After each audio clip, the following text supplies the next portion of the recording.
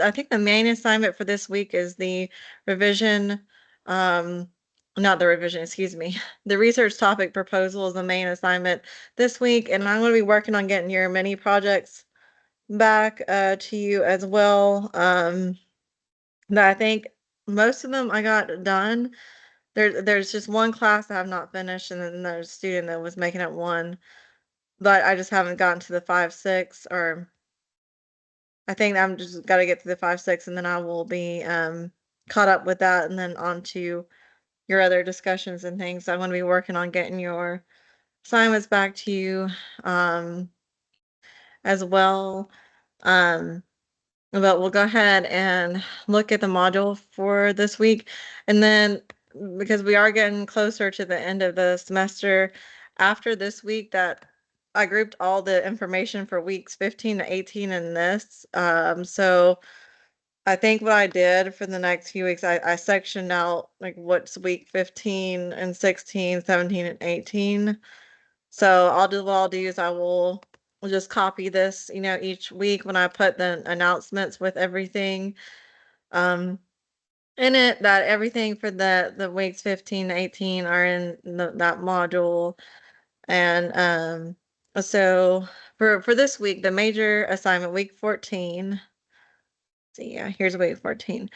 There is a mini project on rhetorical continuity in media and exigency, the research topic proposal, which we're going to spend the most time on that. And I did add, so last week I did make a quiz on Chat GPT and plagiarism, and I just attached a video that you watch for this, and that's where I got all my questions from. There is one question I asked you to click on the Chat GPT and give it commands. And one of the questions that I came up with was, I think asking Chat GPT to write a feminist critique of King Lear. And then you look at what it does, and you notice that I was going to go ahead and talk about. You'll notice that it doesn't give you citations, and so obviously that's blatant plagiarism right there. Then I did tell you then ask it to get to write a feminist critique using literary critics in MLA format. And then it does cite for you so you can see the citation formatting. And I think that the Chat GPT, I mean, it is good if you can give it a command and say, write a formalist analysis of Hamlet or something like that with citations, and then that way you could ask it to write something just to see how it formats an MLA and see how it does citation formatting and whatnot. And so one thing we'll probably do is I'll probably try to pull up some links and websites to show you about proper MLA formatting and whatnot as well. And I know that we looked at the link for the library as well, and we'll continue to do that some, but we'll go ahead and just take a look at this as the mini project on rhetorical continuity and media and exigency.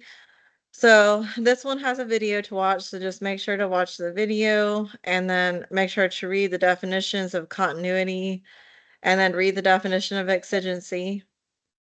And then for the writing assignment, I was asking you to watch Winston Churchill's video as an example of war rhetoric, and there's a video link, and then watch President George W. Bush as he announced the start of the Iraq War. And then in 2 complete paragraphs, explain how rhetorical continuity can be used to explore the similarities and define any shifts in the war rhetoric genre over time. In the first paragraph and the second paragraph, describe how exigency ties into why exigency is important based on the reason and context in each speech. So the definition of exigency in writing is a rhetorical concept that helps writers and readers think about why text exists. It is defined as the circumstances and reasons why something matters, not only generally but specifically. So basically, when you look at these speeches, why did they write these speeches? What was their purpose and their goal for writing these speeches? What were they responding to, and how did they respond to it? And with writing, there's always something that we are having to respond to. There's always going to be a context for something that it's why it's important. Why are we doing this? And so exigency is just really important when cultivating ideas and knowing what you are writing about and being aware of the circumstances and the reasons why something matters. Um, and of course, these two speeches are, they're different in the way that the rhetor, and we call a speaker a rhetor because they are, they're orally reading rhetoric to the mass public. But of course, Winston Churchill, he was the prime minister during World War II, responding to Adolf Hitler, and he always had a great presence with his words, and he was British, so he had a little bit of a different style than George W. Bush. But George W. Bush was also responding to a very critical time, also when the Iraq War started. But if you look at, I mean, even if you're looking at things, this doesn't necessarily pertain to this, but like how they speak and present their ideas, there's going to be some similarities and some differences.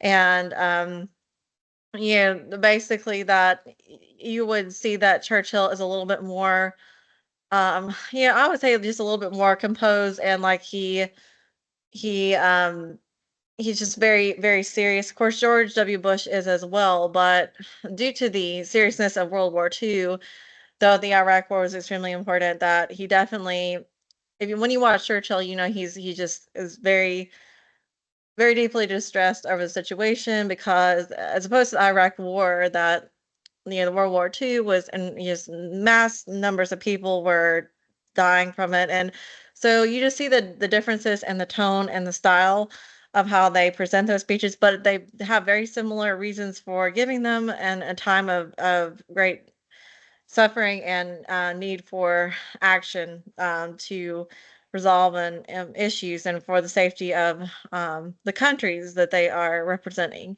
Um, and so when we look at continuity, so continuity in the world means what is expected occurs. Continuity in a genre means repetition of defining patterns and themes that are used to cultivate it.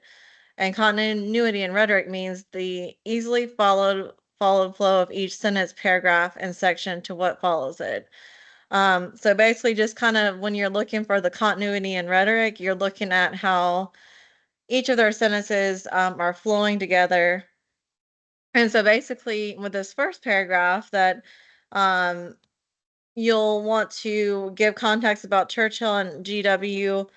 Bush's war rhetoric and historical framework, and then identify a claim based on similarities and any shifts in the war rhetoric genre based on your evaluation of the two speeches. And I know there are some articles online even about the war rhetoric and shifts in it as well.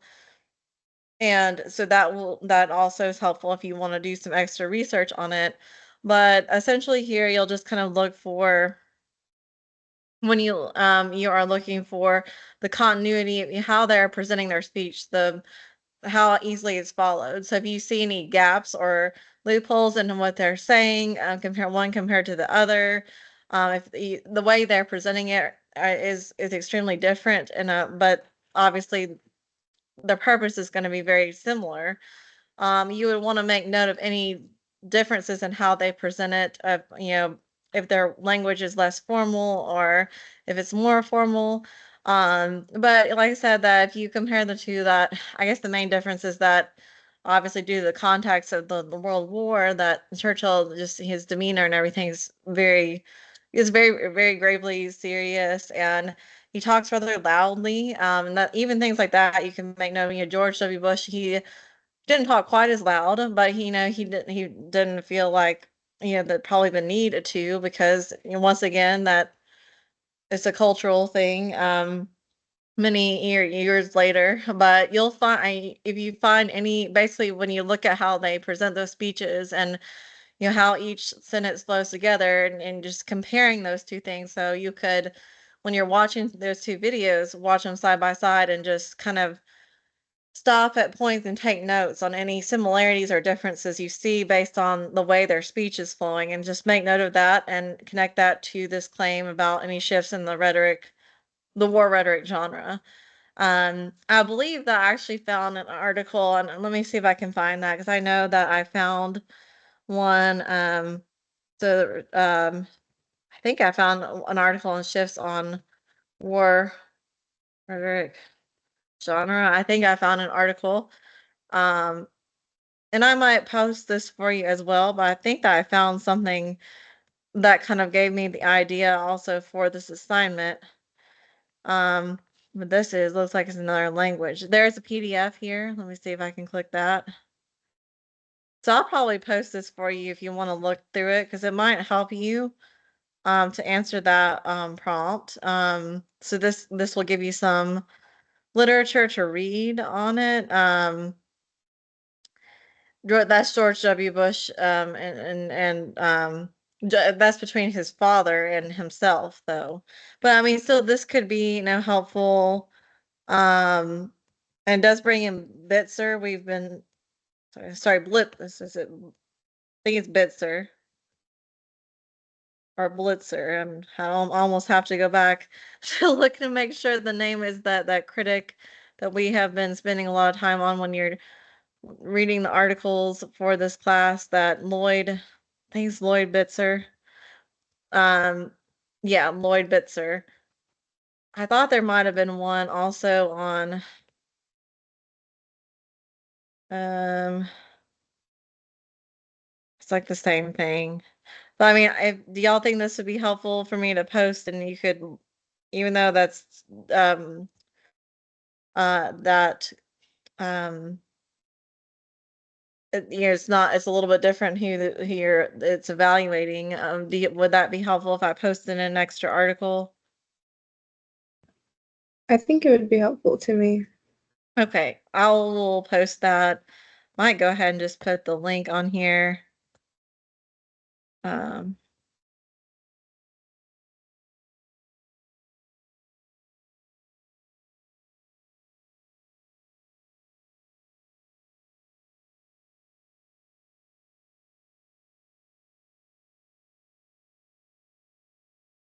of course, that's comparing his. Okay, this is gonna be not the correct link though. Let's see if I can. Um, yeah, that is not. I probably will have to download it to the computer. So let me download it, and then I think that that's like a personal link. Um, load. And okay, this way you should be able to open it. And I'll try to add that to the other classes here as well. Okay. And there might be one comparing the Winston Churchill to George W. Bush, but anyhow, so basically you just bring in a quote from either speech as evidence based on like any shifts you see based on how they present their speeches. And you would start with, according to Churchill or according to G.W. Bush, and then quote. And then you could just cite it as the title of the speech in brackets. That should be fine. And then just explain how the quote proves your point, give examples, and then conclude. And then on exigency, you'll have a topic sentence that explains the importance of the war rhetoric genre, state a claim about why war rhetoric matters based on the speeches above. And just you could just compare the importance of why that leaders are prompted to give these speeches, that why is the rhetoric so important? Well, one thing is that rhetoric does help enact change. It does bring about change and awareness. And both America and Britain, that they still, the leaders and the president, our presidents always give a lot of attention to speeches and rhetoric, still, and then of course even I remember in Britain where Churchill was, though they their system is a little bit different, but they still, I'm sure, do focus on rhetoric to some extent, obviously. They have prime ministers and things like that. Probably the US is probably more focused more on actually some of this in because our presidents give, the State of the Union and several important speeches regularly, and that goes live throughout the world that they can view that, and it's just very important. So basically just, why war rhetoric matters and how, it's promoting awareness, that others are knowing exactly what's going on and the reasons why that they are deciding to do what they're doing, and just helping people get prepared for whatever is about to take place, um and urging them to try to prepare themselves as well for what is going to happen. And then just, cite an example from the speeches, and then analyze the citation, and then conclude by summing up the main points. So that's an overview, and I will make sure to put this um, article as well on the other classes. And then, do y'all have any questions about this assignment? Use Vane? So sorry, but could you go over the paragraph 2 instructions again? Okay.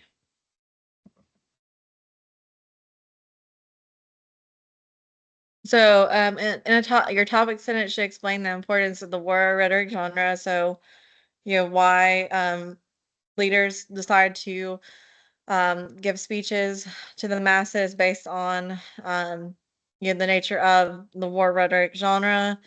Then you want to state a claim about why war rhetoric matters based on the speeches above. So just give a based on your connection of the two, explain why you think that um, war rhetoric matters based on the context of the speeches that you have watched, and why it's so important across time, and because you're looking at the 1940s compared to the 2000s, and why they still use it today, essentially, and why is it still important in our world, despite any differences and the way that they wrote the speech. So you're talking about any differences in the way the speeches are written here, and here you're just talking about the importance of why that this genre seems to last, and it's timeless. And then cite an example from the speeches. So once again, you'll say, according to G.W. Bush or Churchill, and give a quote. And then you cite title of the speech in brackets, and then explain how um, you're proving your point here, give any examples and illustrations from the speeches. And so when you're watching the speeches, I do recommend you pause and just take notes on it. Look for any similarities. After you watch the first speech, you'll have notes to compare to the other speech too afterward, but just take any notes and jot down any similarities and differences that you see once you have watched one, but make notes about the first speech that you watch as well.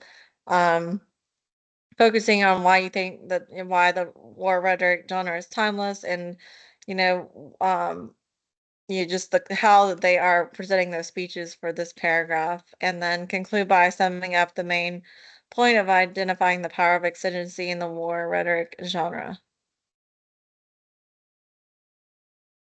Thank you. You're welcome. And then, so, like I said, but there's that quiz on the, and that's just a short quiz. So I know I needed to add something about AI.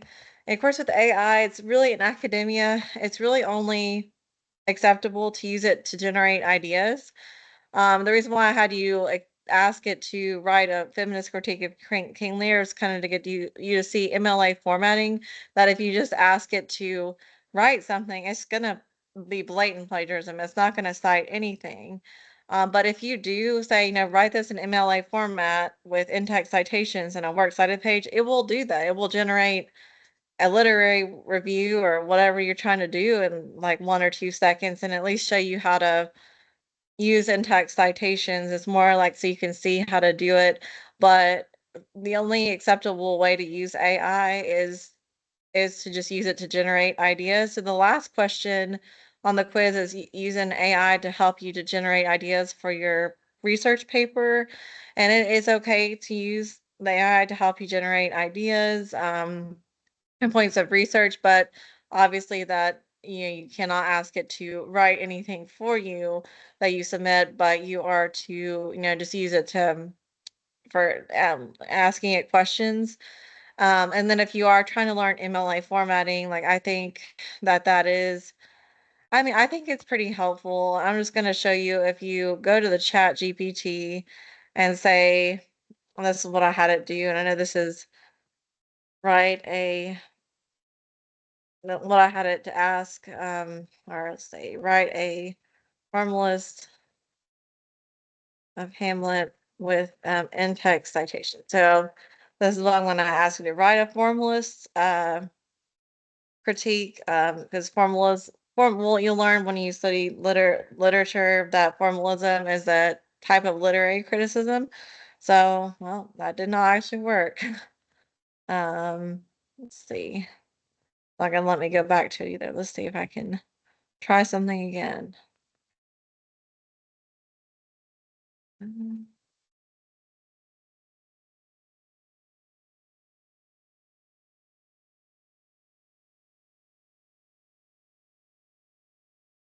Okay, see if it does any in-text citations there. So it gives you all this, but there's still, if you look at this, so this is about Hamlet.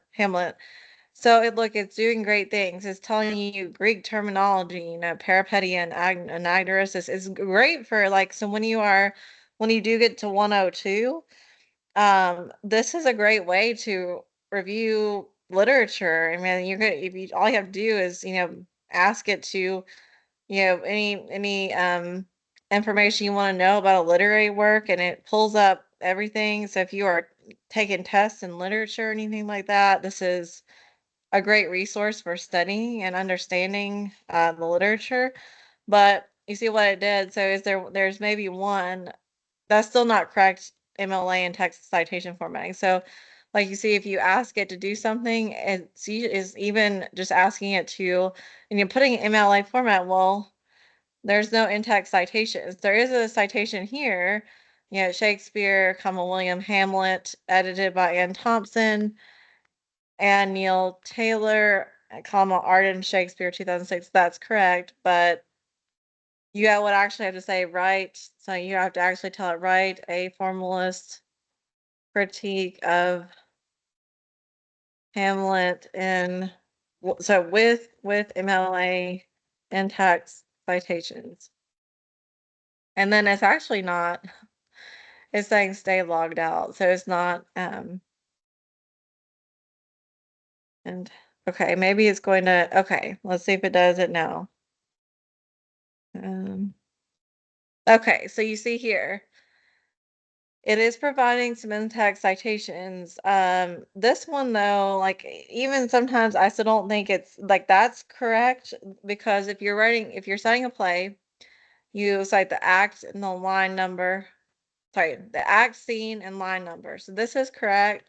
That though, I don't think that you're supposed to cite like that.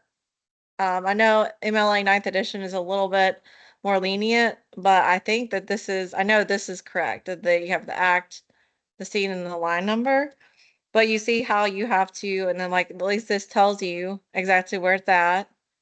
And that's the correct citation, but you have to be really specific with the Chat GPT if you are wanting to, learn MLA format or get ideas. You have to be very specific, or it doesn't really do sometimes what you want it to do. Um, and so that's just something I wanted to show you as well, that it will, if you want to learn about in-text citations, you could ask it to do that and see how it formats, and that will get you kind of used to seeing in-text citations as well, especially for the research paper. Um, And like I said, it's good for generating ideas. It's especially good if you could even ask it to define all the terms we've been studying, like about rhetoric and exigency, and to just review and study your terminologies and things like that. And it's a great study tool. But like I said, it's only acceptable to use it for ideas to come up with for writing. And of course, if you want to try to ask it to cite things and see how it cites, and that will show you kind of get how to cite correctly and get you used to citing in MLA format. And so for the research topic proposal and source summary, okay, so for this assignment, okay, so it's write a research topic proposal stating what your tentative thesis statement is. The stance on the debatable topic should be clearly stated with a brief explanation as to your logic, and explain the main arguments you plan to make to prove your point. State any challenges that you anticipate along the way, such as finding sources on the proponents of your stance and opposing views. Okay, so I know the instructions, but you're wondering what you're supposed to be writing about. So this is the prompt for the research topic proposal for your final paper. It is, so the prompt is to identify your stance on the great debate regarding whether rhetoric is in fact declining over time based on your knowledge of design theory. Pinpoint any loopholes in the theory claiming that rhetoric is declining with your knowledge of design in the modern world. And the last PowerPoint that we went over, we talked some about rhetoric and design, and I will pull up the PowerPoint for this week as well. Provide research from a modern rhetoric and design theorist that backs your idea. Also explain whether the design theory of modern rhetoric and design theorists can be shown to effectively improve modern business, industry, or technology. Utilize the term architectonic to support your example. And so these are the articles. For the research project, you'll write a 6 to 7 paragraph essay, including 3 to 4 scholarly sources. Review the following article on rhetoric and design. So this is the article you want to read this because it's going to help you to get your ideas for this on your rhetoric and design. And it also does, well, I'm not sure if the link is not coming up to this. That's the link to the library. I may have to reattach the link to this, so I'm sorry about that. But that's where I got the word architectonic, and let me see if it will. No. I'm gonna have to try to fix this, and I'm gonna do this when I find this and reattach all this because that's what you need to read in order to really do this. Um,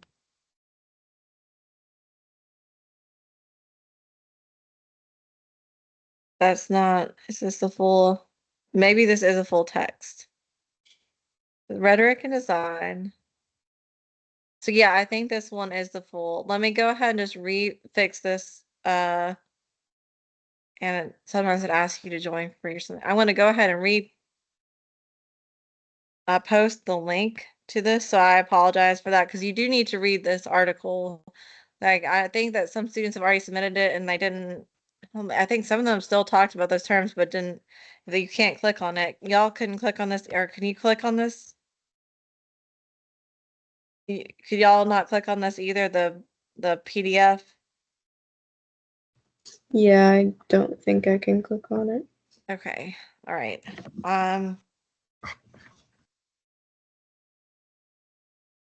So you should be able to copy. Should be able to copy this link. I'm gonna copy this and open link. Yeah. So this has the full article here, and this goes all the way through the rhetoric and design history. It goes through Aristotle, it goes through the visual arts and music and the Renaissance. It goes through the moderns on rhetoric and design. So that's why like I use this to kind of help come up with that prompt. And this also gives you theorists. So when I said the theorists, they're all right here. Richard McKeon, um, David Copper and Brian Butler, and And then this talks about characteristics of design. So you could use those theorists to help you to do research on them and Richard Buchanan.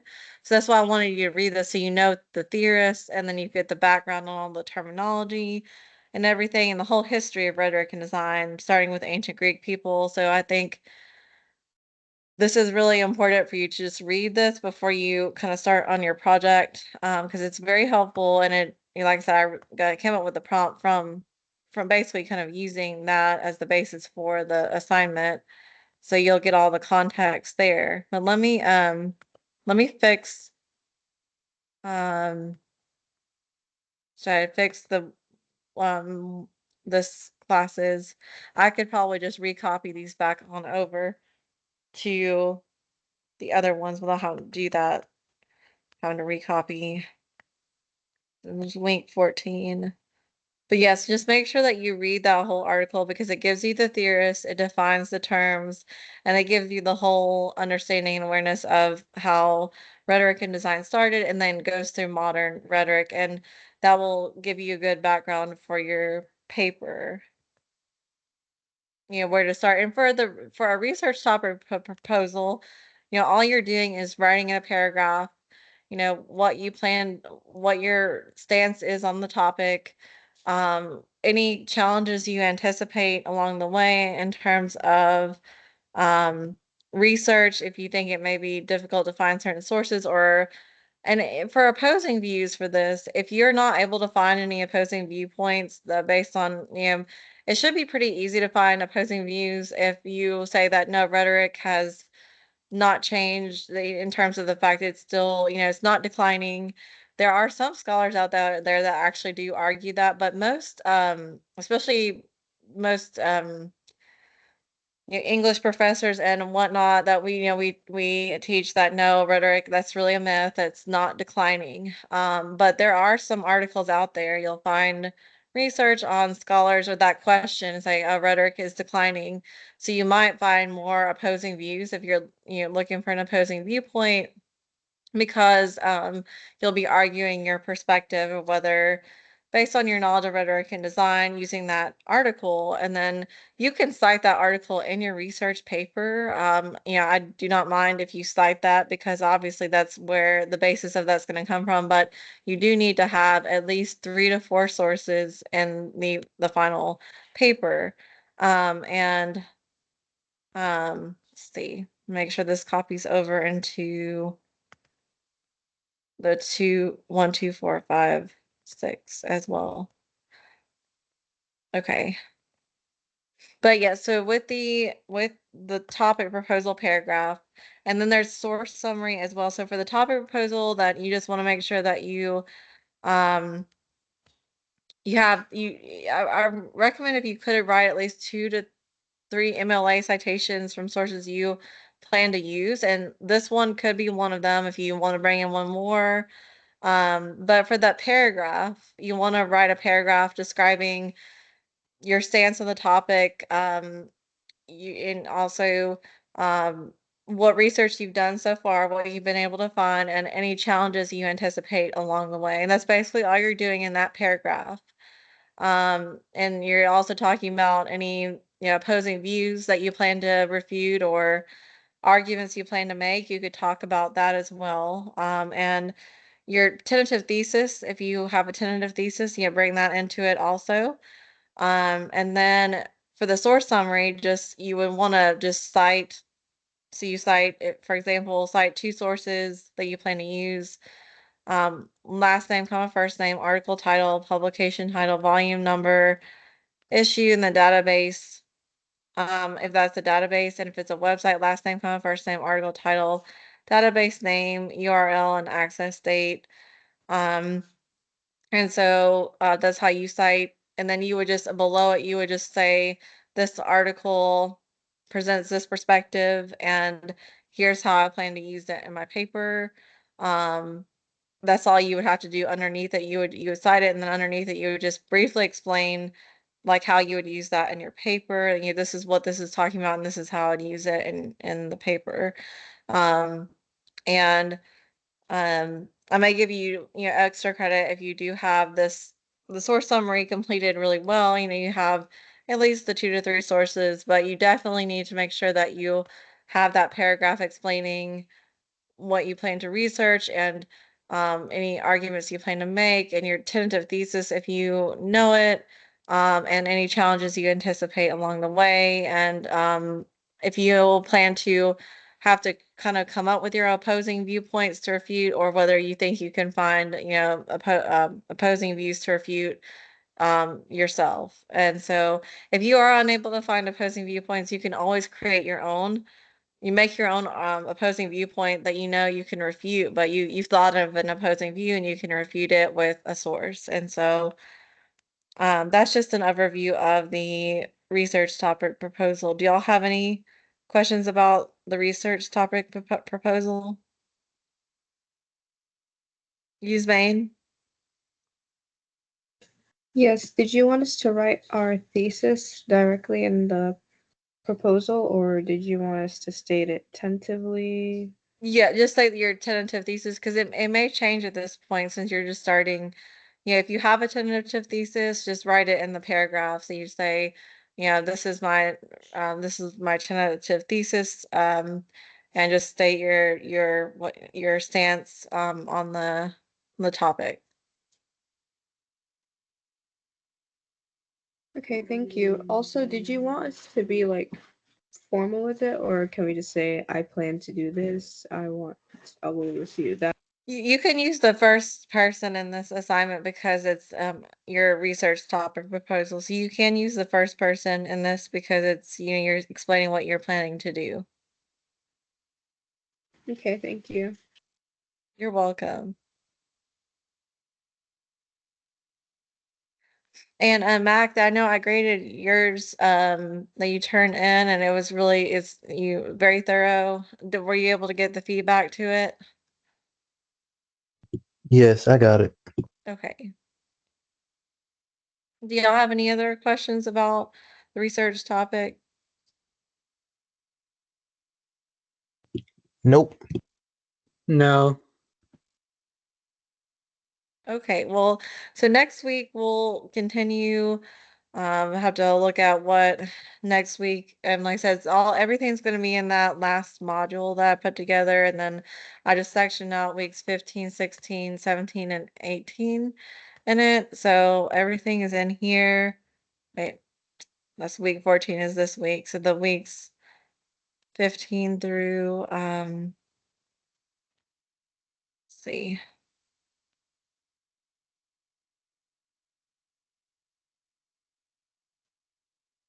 I think it says 1, 2, 4, 5. I think it actually copied two of these. So I want to delete this one. I thought I was gonna delete this one and then put it because I'll have to do that since that is when I asked it to copy it, it put two of those in there. You don't need two, so I'll fix the other one too. But so for week 15, we'll be working on. There's a PowerPoint on outlining. I think next week that I actually I don't think I have anything for you to submit that week. Complete the outline. Oh wait. Outline. No, I just complete the outline for the research paper on rhetoric and design by November 24th. So the only assignment next week, and we'll just go over this, we'll just spend the whole meeting on that, and the outline for the paper. We'll spend all of the meeting next Tuesday at 9 on the outline for the paper. And that's all your only assignment. And then Thanksgiving break, I did not assign anything, and I will be working to play catch up too with any assignments I have not gotten to. And if you haven't, I know all of y'all have been really good about turning in your papers, but if there's still any missing work you need to do and you have time, because I did not assign anything for Thanksgiving break, because the school is closed Thanksgiving break, all the whole week, I believe. So that's why I didn't assign anything. But that's a good week to catch up, and I'm going to be working on getting any missing assignments that I have not gotten to back to you as well that week. And Then the next week, the week 17, that's when the annotated bibliography will be due. So we'll spend quite a bit of time on that. And then week 18 is when there's the final exam on the 11th, and that's multiple choice. You can retake it as many times as you like. And it's just over, the PowerPoints and things we talked about all semester. And then the research paper will be due the 12th, and then the worksheet will be due the 12th as well.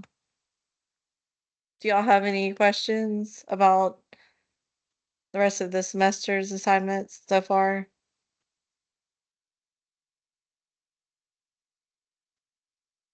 No, ma'am. Okay.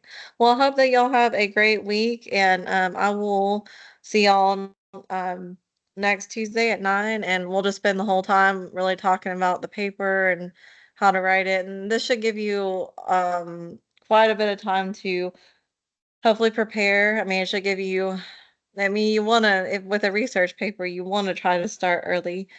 So, starting, going ahead and starting now, like that, you should have enough time to really be able to, finish it and revise it, and, not have to, do anything last minute, because you'll have had enough time to work on it. And if you have any questions, just let me know. And I hope y'all have a great week, and I will see you next week, and I'll post this